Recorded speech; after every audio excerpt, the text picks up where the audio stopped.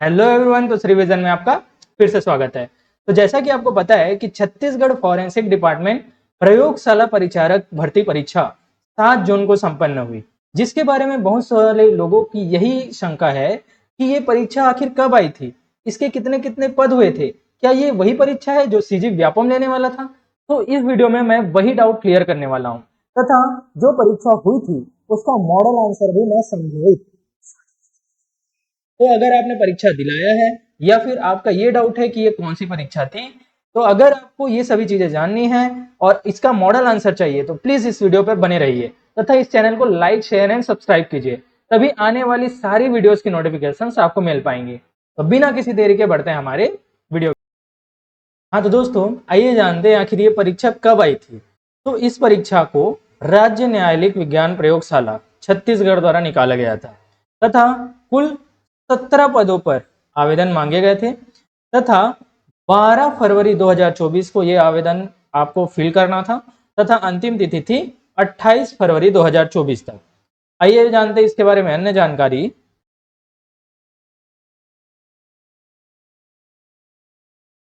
तो देखिए, कुल पदों की संख्या थी 17 तथा इन पदों में विभाजन था। वाहन चालक के कुल 4 पद थे, प्रयोगशाला परिचारक जिसका एग्जाम अभी हुआ है उसके 8 पद थे, भृत्य अर्थात पियून के 2 पद थे तथा विसरा कटर के टोटल 3 पद थे। तथा यहाँ पर आप आरक्षण को देख सकते हैं कि कैसे कैसे विभिन्न परीक्षाओं में जो आरक्षण का प्रावधान रखा गया है। फिर आगे देखते हैं, ये आप देख सकते हैं इस प्रकार आरक्षित पद थे। ठीक है, अब बात करते हैं किस किस पदों पर कब कब एग्जाम होना था। तो भृत्य अर्थात पियून, प्रयोगशाला परिचारक तथा विसरा कटर, इन तीनों की परीक्षाएं 7 जून अर्थात कल संपन्न हुई है तथा एक और परीक्षा बची है वाहन चालक की, जो कि आज 8 जून को होने वाली है 1 से 3 बजे के बीच में। ठीक है, तो प्रयोगशाला परिचारक का कल एग्जाम हुआ है जिसका मॉडल आंसर मैं इस वीडियो में बताने वाला हूँ तथा इस वीडियो में मैं भृत्य अर्थात पियून का भी बताऊंगा, तीसरा कटर का भी बताऊंगा तथा वाहन चालक का जब परीक्षा कल होगा उसका भी मैं इसमें मॉडल आंसर अपलोड कर दूंगा।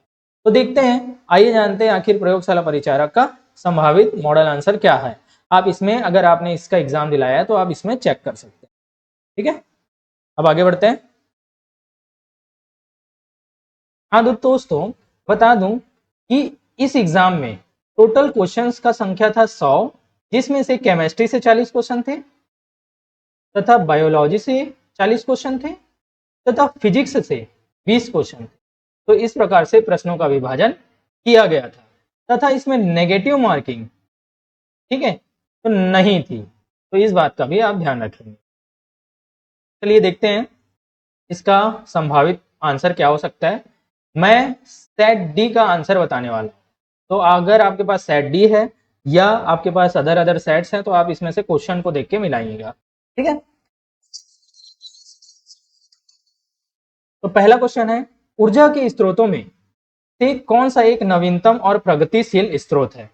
तो आपका उत्तर हो जाएगा ऑप्शन नंबर सी, परमाणु ऊर्जा। क्वेश्चन नंबर 2 है, सौर ऊर्जा के उत्पादन में किस तत्व का मुख्य योगदान होता है। तो सौर ऊर्जा के उत्पादन में लिथियम का मुख्य योगदान होता है। फिर आगे बढ़े,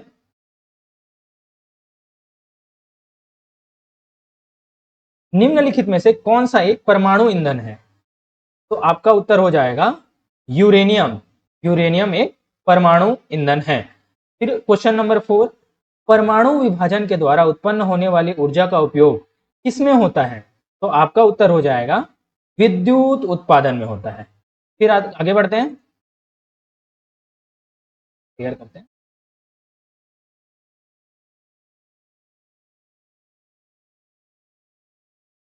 क्वेश्चन नंबर 5वां, निम्नलिखित में से कौन सा प्रक्रिया परमाणु विभाजन का उदाहरण है। तो आपका उत्तर हो जाएगा न्यूट्रॉन संगठन। उसके बाद आता है क्वेश्चन नंबर 6, क्लियर करते हैं। जैव गैस का प्रमुख घटक क्या है। तो जैव गैस का प्रमुख घटक है मेथेन, CH4। उसके बाद आता है क्वेश्चन नंबर 7, पेट्रोलियम का निर्माण कैसे होता है। तो आपका उत्तर हो जाएगा ऑप्शन नंबर सी, रासायनिक अभिक्रिया द्वारा। फिर आगे बढ़ते हैं, अब बात करते हैं क्वेश्चन नंबर 8, आदर्श ईंधन की प्रमुख विशेषता क्या होनी चाहिए? तो आपका उत्तर हो जाएगा ऑप्शन नंबर ए, ऊर्जा, उच्च ऊर्जा प्राप्ति। उसके बाद आता है क्वेश्चन नंबर 9, नाभिकीय रिएक्टर किस तकनीक का उपयोग करता है? तो आपका उत्तर हो जाएगा ऑप्शन नंबर ए, परमाणु संश्लेषण का। फिर आता है क्वेश्चन नंबर 10, पवन ऊर्जा का उपयोग किस तरह के उपकरणों के साथ किया जा सकता है? तो आपका उत्तर हो जाएगा ऑप्शन नंबर सी, बिजली उत्पादन की। फिर आता है क्वेश्चन नंबर 11, रासायनिक अभिक्रिया की दर किस इकाई में मापी जाती है? तो आपका उत्तर हो जाएगा ऑप्शन नंबर ए, मोल प्रति लीटर में। ठीक है, आगे बढ़ते हैं।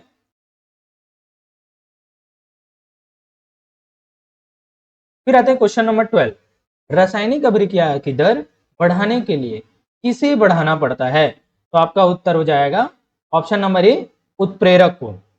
फिर आता है क्वेश्चन नंबर 13, एक समान अभिक्रिया के लिए दर समीकरण का सही रूप क्या है? तो आपका उत्तर हो जाएगा ऑप्शन नंबर ए, के ए बी। ठीक है, तो आप इसे याद रखेंगे। फिर आता है क्वेश्चन नंबर 14, ली चैटेलियर का सिद्धांत किसके बारे में है? तो आपका उत्तर हो जाएगा ऑप्शन नंबर बी, संतुलन पर प्रभाव। ठीक है, अब बढ़ते हैं आगे।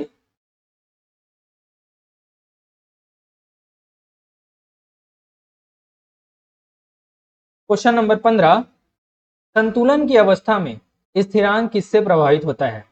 तो देखिए आपका इसमें क्या है, ऑप्शन नंबर बी भी सही है। संतुलन की अवस्था में स्थिरांक सांद्रता पर भी प्रभावित होता है, तापमान पर भी प्रभावित होता है, तो दाब पर भी प्रभावित होता है। तो ये क्वेश्चन विलोपित होने की कगार पर है। ठीक है, जब इसका ऑफिशियल आंसर आएगा तो इसमें हम मिला लेंगे। फिर आगे बढ़ते हैं। यदि hydroxyl minus OH minus is equal to 1 into 10⁻⁻4 m हो तो pH का मान क्या होगा? तो आपका उत्तर हो जाएगा ऑप्शन नंबर सी, 10 होगा। क्वेश्चन नंबर 17 है, कौन सा यौगिक एक क्षार है? तो इसमें आपका उत्तर हो जाएगा सोडियम हाइड्रोक्साइड। क्या है? एक क्षार है। ऑप्शन नंबर बी आपका राइट आंसर होगा। उसके बाद देखते हैं क्वेश्चन नंबर 18, क्षार का pH मान सामान्यतः कितना होता है? तो क्षार का pH मान सामान्यतः 7 से अधिक होता है, तो ग्रेटर देन क्या होता है? 7। अब आगे बढ़ते हैं।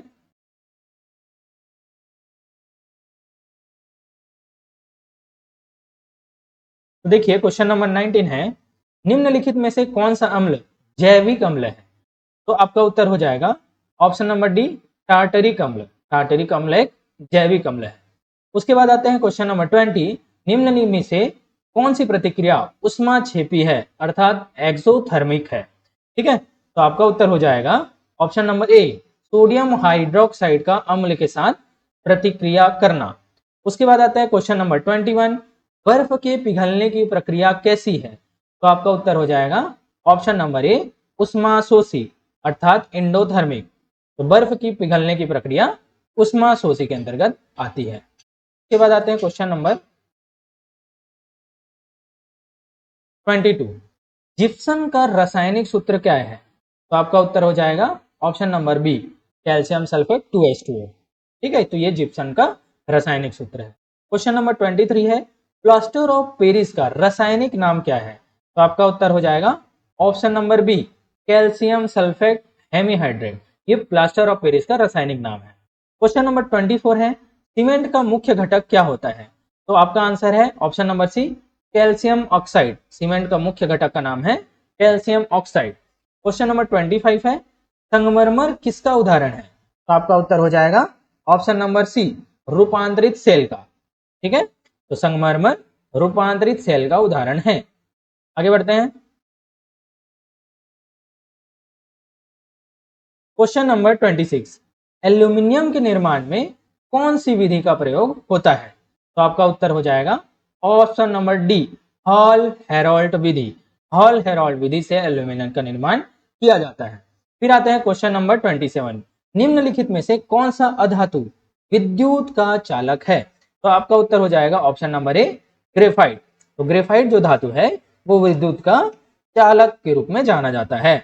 अब आते हैं क्वेश्चन नंबर 28, ट्रांजिशन धातु अर्थात ट्रांजिशन मेटल्स आवर्त सारणी के किस खंड में पाई जाती हैं? तो इसका उत्तर हो जाएगा ऑप्शन नंबर बी, ट्रांजिशन धातु समूह 3 से 12 में पाई जाती है। अब आगे बढ़ते हैं।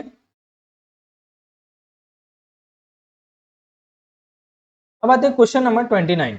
प्रयोगशाला में नाइट्रोजन गैस उत्पन्न करने के लिए कौन सी रासायनिक अभिक्रिया का उपयोग किया जाता है? तो आपका उत्तर हो जाएगा option number A, ammonium chloride और सोडियम हाइड्रोक्साइड का।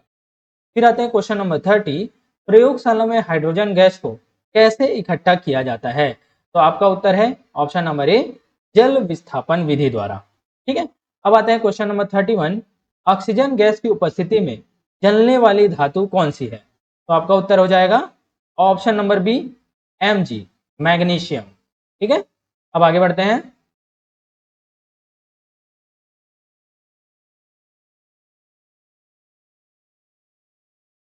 निम्नलिखित में से कौन सा प्रक्रिया निस्तापन का उदाहरण है? ठीक है। तो इसका उत्तर हो जाएगा आपका 12वां का 32 का ए, ZnCO3 ZnO प्लस CO2। ये क्या है? निस्तापन का उदाहरण है। अब आते हैं क्वेश्चन नंबर 33। निम्नलिखित में से कौन सी विधि का उपयोग चांदी के शोधन के लिए किया जाता है? तो इसका उत्तर है ऑप्शन नंबर सी, बायर विधि। तो बायर विधि का उपयोग चांदी के शोधन के लिए किया जाता है। क्वेश्चन नंबर 34 है, खनिजों और अयस्कों में क्या अंतर है? तो आपका उत्तर हो जाएगा ऑप्शन नंबर डी, खनिजों में और अयस्कों में अंतर है। खनिज चट्टानों का हिस्सा होते हैं, जबकि अयस्क पृथ्वी के अंदर होते हैं। अब आगे बढ़ते हैं। Question number 35। जेनेथियम ऑक्साइड का रासायनिक सूत्र क्या है? जेनेथियम ऑक्साइड का रासायनिक सूत्र है HCO2। ठीक है, ऑप्शन नंबर ए। उसके बाद आता है क्वेश्चन नंबर 36।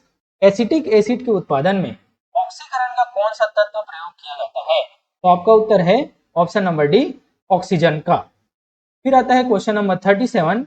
एल्कोहल का उच्चतम उबलांक क्या है, अर्थात बॉइलिंग पॉइंट क्या है?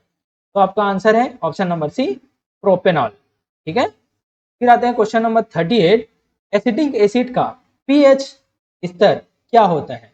तो एसिटिक एसिड का पीएच स्तर 7 से कम, क्योंकि एसिड है, एसिड का 7 से कम होता है। अब आगे बढ़ते हैं। Question number 39। डिटर्जेंट के रासायनिक नाम क्या है? तो डिटर्जेंट का रासायनिक नाम है सोडियम लॉरेल सल्फेट। तो आपका ऑप्शन ए ये सही है, सोडियम लॉरेल सल्फेट। ठीक है। उसके बाद आते हैं क्वेश्चन नंबर 40। टेफ्लॉन का रासायनिक नाम क्या है? तो टेफ्लॉन का रासायनिक नाम है पॉलीटेट्राफ्लोरोएथिलीन। ठीक है, तो ये ऑप्शन नंबर बी आपका सही होगा। अब आगे बढ़ते हैं। किस उपकरण का उपयोग विद्युत धारा को मापने के लिए किया जाता है? तो विद्युत धारा को मापने के लिए एमीटर का उपयोग किया जाता है। ठीक है, तो आपका ऑप्शन है option number B correct answer होगा। अब देखते हैं क्वेश्चन नंबर 42। चुंबकीय क्षेत्र रेखाएं क्या होती हैं? तो ऑप्शन है ऑप्शन नंबर डी, कभी भी एक दूसरे को नहीं काटती हैं। तो चुंबकीय क्षेत्र रेखाएं कभी भी एक दूसरे को नहीं काटती हैं। तो आपका आंसर हो जाएगा ऑप्शन नंबर डी। किसी चुंबक को गर्म करने पर उसकी चुंबकीयता, तो आपका उत्तर है ऑप्शन नंबर ए, बढ़ जाती है। उसके बाद आता है क्वेश्चन नंबर 44। चुंबकीय क्षेत्र की तीव्रता की इकाई क्या है? तो चुंबकीय क्षेत्र की तीव्रता की इकाई है ऑप्शन नंबर बी, टेस्ला। फिर आते हैं क्वेश्चन नंबर 45। किस उपकरण का उपयोग चुंबकीय क्षेत्र मापने के लिए किया जाता है? तो आपका उत्तर हो जाएगा option number D, flux meter. तो फ्लक्स मीटर का उपयोग चुंबकीय क्षेत्र मापने के लिए किया जाता है। अब आगे बढ़ते हैं। निर्वात में प्रकाश की गति क्या होती है? तो आपका उत्तर है option number A, 3 lakh kilometre पर सेकेंड। ठीक है। उसके बाद आते हैं क्वेश्चन नंबर 47। प्रकाश का प्रतिवर्तन किस सिद्धांत पर आधारित है? तो आपका आंसर हो जाएगा ऑप्शन नंबर ए।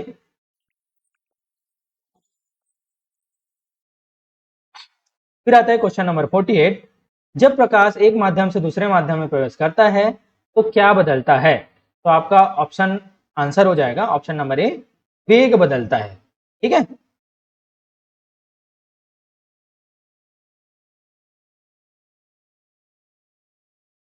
अब देखते हैं वायुमंडल में सूर्यास्त के समय आकाश लाल क्यों दिखाई देता है?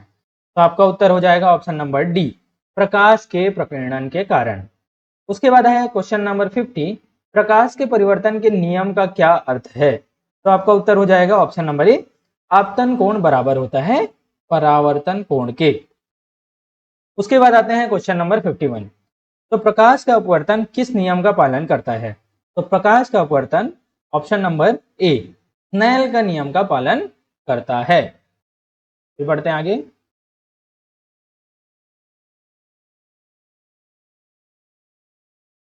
जल का अपवर्तनांक लगभग कितना होता है? तो आपका उत्तर है ऑप्शन नंबर ए।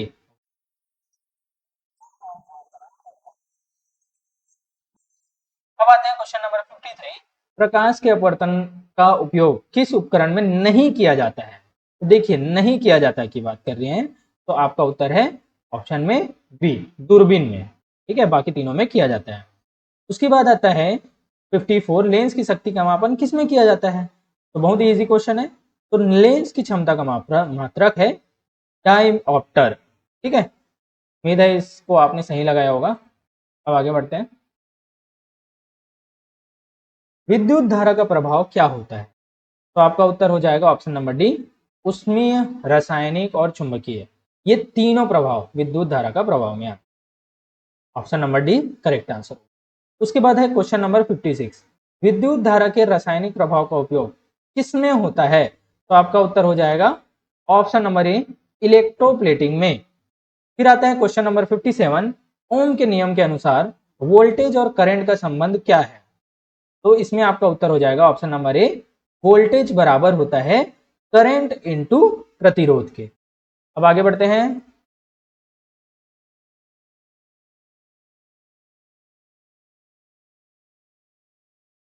विद्युत धारा के चुंबकीय प्रभाव के कारण उत्पन्न चुंबकीय क्षेत्र की दिशा किस नियम से निर्धारित की जाती है? तो आपका उत्तर हो जाएगा ऑप्शन नंबर सी, फ्लेमिंग का दाएं हाथ के नियम से। फिर आता है क्वेश्चन नंबर 59, एक विद्युत मोटर किस सिद्धांत पर काम करती है? तो एक विद्युत मोटर विद्युत चुंबकीय प्रेरण के सिद्धांत अर्थात ऑप्शन नंबर ए आपका सही होगा, इस सिद्धांत पर काम करती है। फिर आते हैं क्वेश्चन नंबर 60, ट्रांसफार्मर किस सिद्धांत पर काम करता है? तो ट्रांसफार्मर जो है वो विद्युत चुंबकीय प्रेरण के सिद्धांत पर काम करता है। तो आपका option number A correct answer होगा। तो इस प्रकार से केमिस्ट्री के 40 क्वेश्चन कंप्लीट होते हैं तथा ये जो फिजिक्स के हैं वो 20 क्वेश्चन कंप्लीट होते हैं। अब आगे देखते हैं बायोलॉजी के 40 क्वेश्चन में। ठीक है, अब क्वेश्चन नंबर 61, एक स्थायी और संतुलित पर्यावरण के लिए क्या चीज आवश्यक है? तो आपका उत्तर है ऑप्शन नंबर सी, वनस्पति की विविधता। फिर आते हैं क्वेश्चन नंबर 62, अम्ल वर्षा का मुख्य कारण क्या है? तो अम्ल वर्षा का मुख्य कारण है ऑप्शन नंबर बी, वायुमंडलीय विघटन। उसके बाद आते हैं क्वेश्चन नंबर 63, नवीकरणीय संसाधनों में से निम्न में से कौन सा उदाहरण है? तो आपका आंसर हो जाएगा ऑप्शन नंबर सी, सौर ऊर्जा। ठीक है,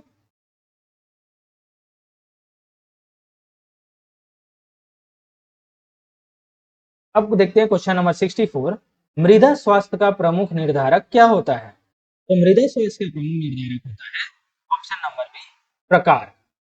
ठीक है, उसके बाद आते हैं क्वेश्चन नंबर 65, जल संरक्षण के लिए किसके प्रयास महत्वपूर्ण हैं? तो जल संरक्षण के लिए सरकार के भी प्रयास महत्वपूर्ण है, व्यक्ति के भी महत्वपूर्ण है तथा समुदाय। तो आपका आंसर हो जाएगा ऑप्शन नंबर डी, सभी विकल्प सही है। उसके बाद आते हैं क्वेश्चन नंबर 66 में, जैव विविधता के दो मुख्य प्रकार कौन कौन से हैं?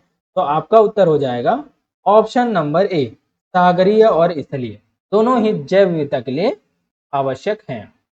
अब आगे बढ़ते हैं।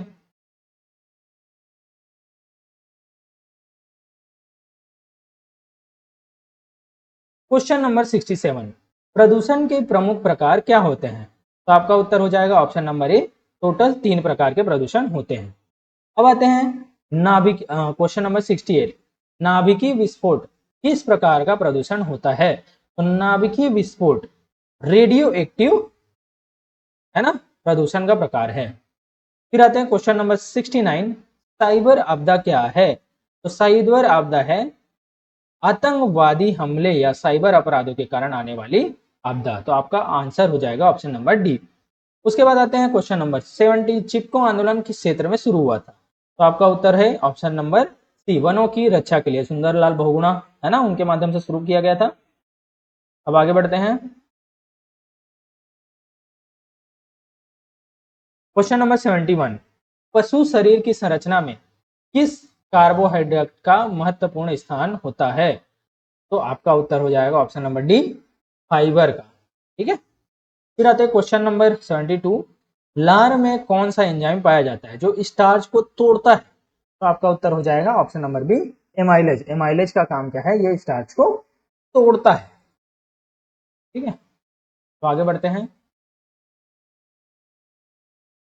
क्वेश्चन नंबर 73 है, युग्लिना किस प्रकार का जीव है और यह पाचन के लिए किस विधि का प्रयोग करता है? तो आपका आंसर हो जाएगा ऑप्शन नंबर ए, पौधे जैसा जीव है तथा ये प्रकाश संश्लेषण विधि का प्रयोग करता है। उसके बाद आते हैं क्वेश्चन नंबर 74, आंतरिक पाचन मुख्य रूप से किस जीव में देखा जाता है? तो आंतरिक पाचन मुख्य रूप से अमीबा में देखा जाता है। ठीक है, तो आपका option number A correct answer. उसके बाद देखते हैं क्वेश्चन नंबर 75, प्रकाश संश्लेषण की प्रक्रिया में कौन सा कारक प्रभाव नहीं डालता है? तो आपका उत्तर हो जाएगा ऑप्शन नंबर डी, मृदा का पीएच मान प्रकाश संश्लेषण की प्रक्रिया में कोई भी बाधा नहीं डालता। अब आते हैं क्वेश्चन नंबर 76, प्रकाश संश्लेषण के दौरान बनने वाला मुख्य उत्पाद क्या है? तो आपका उत्तर हो जाएगा ऑप्शन नंबर ए, ग्लूकोज। तो प्रकाश संश्लेषण के दौरान ग्लूकोज का निर्माण होता है। ठीक है, इस प्रकार 76 का आंसर हो जाएगा ऑप्शन नंबर ए। बढ़ते हैं, फिर देखते हैं क्वेश्चन नंबर 77, मेल्विन कैल्विन ने किस तकनीक का उपयोग करके प्रकाश संश्लेषण के काले चरण का अध्ययन किया? तो आपका उत्तर हो जाएगा ऑप्शन नंबर ए, रेडियोग्राफी का अध्ययन करके। फिर आते हैं क्वेश्चन नंबर 78, प्रकाश अभिक्रिया के दौरान NADP+ का अवकरण किस में होता है? तो NADP+ का अवकरण होता है NADPH में। ठीक है, अब आगे बढ़ते हैं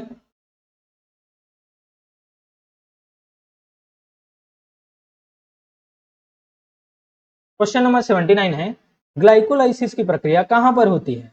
तो ग्लाइकोलाइसिस की प्रक्रिया होती है ऑप्शन नंबर बी, कोशिका द्रव्य में। फिर आते हैं क्वेश्चन नंबर 18, एनारोबिक श्वसन में अंतिम उत्पाद क्या होता है? एनारोबिक श्वसन में अंतिम उत्पाद होता है लैक्टिक एसिड व एल्कोहल। उसके बाद आते हैं क्वेश्चन नंबर 81, कार्बोहाइड्रेट के श्वसन के लिए श्वसन गुणांक RQ का मान कितना होता है? तो इसका उत्तर देखिए, इसका उत्तर 0.7 से लेकर 1.2 के बीच में होता है। ठीक है, तो विभागीय आंसर को हम ऑथेंटिक लेंगे। ठीक है, तो यहाँ पर क्वेश्चन विलुप्त होने की कगार पर है। अब देखते हैं क्वेश्चन नंबर 82। ठीक है, प्रोटीन के ऑक्सीकरण के दौरान क्या उत्पन्न होता है? तो प्रोटीन के ऑक्सीकरण के दौरान ऊर्जा उत्पन्न होती है। अब आते हैं क्वेश्चन नंबर 83, पौधों में प्रवाहिका परिवहन किस रासायनिक पदार्थ के माध्यम से होता है? तो आपका उत्तर हो जाएगा ऑप्शन नंबर डी, फ्लोएम। ठीक है, तो फ्लोएम के माध्यम से रासायनिक पदार्थ पौधों में प्रवाहिका परिवहन होता है। ठीक है, क्वेश्चन नंबर 83। तो आगे बढ़ते हैं क्वेश्चन नंबर 84, रक्त में कौन से तत्व मानव जीवन के लिए आवश्यक होते हैं? तो आपका उत्तर हो जाएगा ऑप्शन नंबर सी, ग्लोबिन, जो कि मानव जीवन के लिए बहुत ही आवश्यक है। अब देखते हैं हृदय के किस हिस्से का उपयोग रक्त परिवहन में होता है? तो आपका उत्तर हो जाएगा ऑप्शन नंबर डी, इनमें से किसी का भी उपयोग रक्त परिवहन में नहीं होता। तो आपका ऑप्शन है option number D.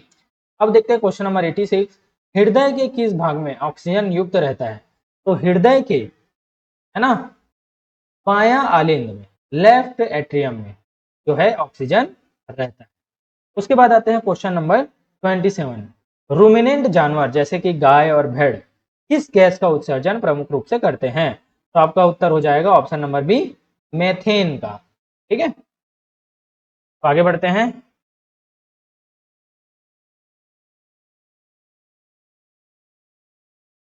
Question number 88, मानव शरीर के नाइट्रोजन युक्त अपशिष्ट का मुख्य रूप क्या है? तो आपका उत्तर हो जाएगा ऑप्शन नंबर, देखिए, मानव शरीर में नाइट्रोजन का ये अमोनिया और यूरिया, है ना, यूरिक अम्ल, सॉरी यूरिया, अमोनिया तथा यूरिया, इसमें दोनों आंसर हो सकते हैं। ठीक है, ये क्वेश्चन भी विलोपित हो सकता है, तो अमोनिया भी और यूरिया दोनों ही अपशिष्ट का मुख्य रूप है। अब देखते हैं क्वेश्चन नंबर 89, मानव उत्सर्जन तंत्र का मुख्य अंग कौन सा है? तो मानव उत्सर्जन तंत्र का मुख्य अंग है ऑप्शन नंबर सी, वृक्क। उसके बाद देखते हैं क्वेश्चन नंबर 90, वृक्क की पथरी का मुख्य कारण क्या है? तो वृक्क की पथरी का मुख्य कारण है ऑप्शन नंबर ए, कैल्शियम और ऑक्सलेट का अत्यधिक संचय। ठीक है, अब बढ़ते हैं आगे। क्वेश्चन नंबर 91, पौधों में नियंत्रण और समन्वय के लिए मुख्य रूप से कौन से हार्मोन जिम्मेदार होते हैं? तो आपका उत्तर हो जाएगा ऑप्शन नंबर बी, साइटोकाइनिन और एथिलीन। ठीक है, उसके बाद देखते हैं क्वेश्चन नंबर 92, जानवरों में तंत्रिका तंत्र मुख्य कार्य क्या है? तो तंत्रिका तंत्र का मुख्य कार्य जानवरों में है नियंत्रण तथा समन्वय, कंट्रोल एंड कोऑर्डिनेशन। अब देखते हैं क्वेश्चन नंबर 93, तंत्रिका कोशिकाओं की सुरक्षा और पोषण के लिए कौन सी कोशिकाएं जिम्मेदार होती हैं? तो आपका उत्तर हो जाएगा ऑप्शन नंबर ए, मसल कोशिका। ठीक है, अब देखते हैं आगे।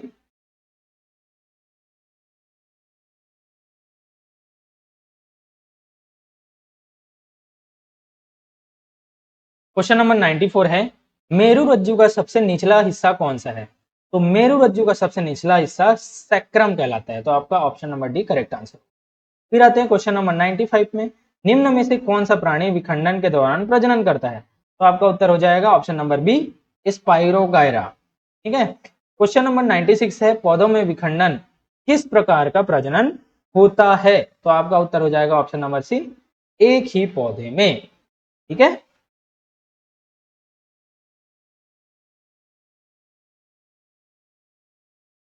अब देखते हैं क्वेश्चन नंबर 97, स्थिरीकरण का उदाहरण क्या है? तो स्थिरीकरण का उदाहरण है ऑप्शन नंबर डी, पपीते के बीजों को जमीन में खोदना, ये क्या कहलाता है? स्थिरीकरण। 98 है, किस भाग में पोलेन दाना स्थित होता है? तो पोलेन दाना ये होता है स्तंभ में स्थित। ठीक है, क्वेश्चन नंबर 99, जीनों का आदान प्रदान किस में होता है? तो जीन्स जीन्स का आदान प्रदान होता है बीज में। क्या बीज में होता है? अब अंतिम क्वेश्चन देखते हैं, मानव गुणसूत्रों की संख्या कितनी होती है? तो मानव गुणसूत्र की संख्या होती है टोटल 46 अर्थात 23 जोड़े गुणसूत्र मानव में पाए जाते हैं। तो देखिए इस प्रकार से टोटल 100 क्वेश्चन का आपका संभावित मॉडल आंसर आपको प्राप्त होता है। तो दोस्तों आपको मेरी वीडियो कैसी लगी? अगर अच्छी लगी तो प्लीज यार लाइक शेयर एंड सब्सक्राइब तो करें। उसके बाद नेक्स्ट वीडियो आपकी होने वाली है प्यून भर्ती की, तथा जितने भी भर्ती परीक्षाएं हुई हैं उसका मैं मॉडल आंसर आपके लिए जरूर लेकर आने की कोशिश करूंगा। तो दोस्तों मेरे वीडियो पे बने रहने के लिए धन्यवाद, मिलते हैं अपने नेक्स्ट वीडियो में।